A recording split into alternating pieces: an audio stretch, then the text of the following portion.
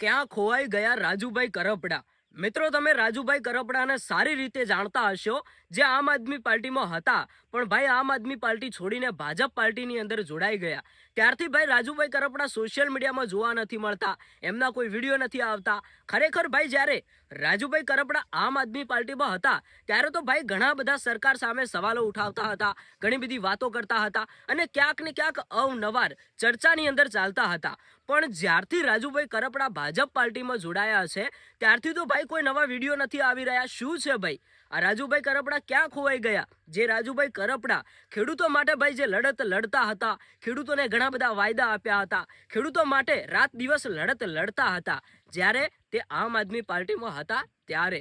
પણ ભાઈ રાજુભાઈ કરપડા જે બોટાદ કડદા આંદોલનની ઘટનાની અંદર જે એમના ઉપર જેલની સજા થઈ, 100 દિવસ સુધી રાજુભાઈ કરપડા જેલમાં ગયા અને જ્યારે તે જેલવાસ ભોગવીને જેલની બહાર આવ્યા એના બાદ થોડા સમય એટલે કે અઠવાડિયા 10 દિવસ પછી રાજુભાઈ કરપડા પોતાના સોશિયલ મીડિયાની અંદર એક જાહેરાત કરે છે કે હવે હું આમ આદમી પાર્ટીમાંથી રાજીનામું આપું છું અને રાજીનામા પાછળનું કારણ એવું કે જે પાર્ટીની અંદર રહીને હું મારા સમાજના લોકો, મારા ખેડૂતો માટે જે સારા કામ કરવા ઈચ્છું છું, મારા ખેડૂતો માટે જે હું લડત લડી રહ્યો છું, એ લડત મને એવું લાગે છે કે આ પાર્ટીની અંદર રહીને મારા ખેડૂતોને હું ન્યાય નહીં અપાવી શકું. આવી કંઈક રાજુભાઈ કરપડા વાત કરે છે. અને ભાઈ રાજુભાઈ કરપડાનું કહેવું એવું હતું કે હું આમ આદમી પાર્ટી છોડી દઉં અને ભાજપ પાર્ટીની અંદર જોડાઈ જાઉં.